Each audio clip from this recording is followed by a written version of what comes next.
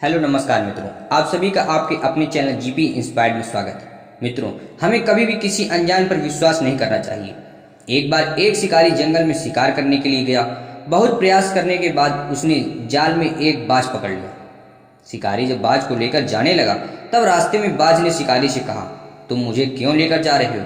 शिकारी बोला, मैं तुम्हें मार कर खाने के लिए लेकर जा रहा हूँ। बाज ने सोचा कि अब तो मेरी मृत्यु निश्चित है।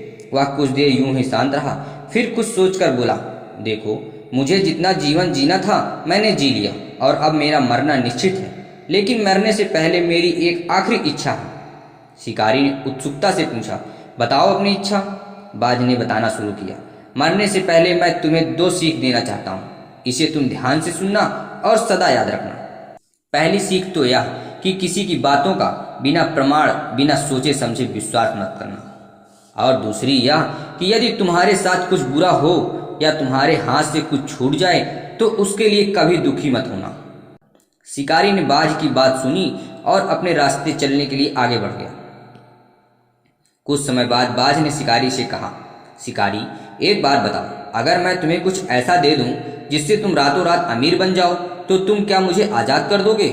शिकारी फौरन रुका और बोला, हाँ हाँ, क्या है वह चीज, जल्दी बताओ। बाज बोला, दरअसल बहुत पहले मुझे राजमहल के करीब एक हीरा मिला था, जिसे उठाकर मैंने एक गुप्त स्थान पर रख दिया था। अगर आज मैं मर जाऊंगा तो वह हीरा ऐसे ही बेकार चला जाएगा। इसलिए मैंने सोचा कि अगर तुम उसके बदले मुझे छोड़ दो तो मेरी जान भी बच जाएगी और तुम्हारी गरीबी भी हमेशा के लिए मिट जाएगी। यह सुनते ही शिकारी बिना कुछ सोचे समझे बाज को आजाद कर दिया और वह हीरा लाने को कहा। बाज तुरंत उड़कर एक पेड़ की ऊंची शाखा पर जा बैठा और बोला, कुछ देर पहले ही मैंने तुम्हें एक सीख दी थी कि किसी की बातों का तुरंत विश्वास मत करना, लेकिन तुमने उस सीख का पालन नहीं किया। दरअसल मेरे पास कोई हीरा नहीं और अब मैं आजाद हूँ। यह सुनते ही शिकारी मायूस होकर पछताने लगा।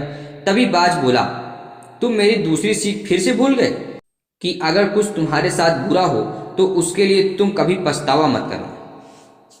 मित्रों, इस कहानी से हमें यह सीख मिलती है कि हमें किसी अनजान पर आसानी से विश्वास नहीं करना चाहिए और किसी प्रकार का नुकसान होने या असफलता मिलने पर दुखी भी नहीं होना चाहिए, बल्कि उस बात से सीख लेकर भविष्य में सतर्क रहना चाहिए। आपको यह कहानी कैसी लगी? अपने विचार हमें कमेंट कीजिए।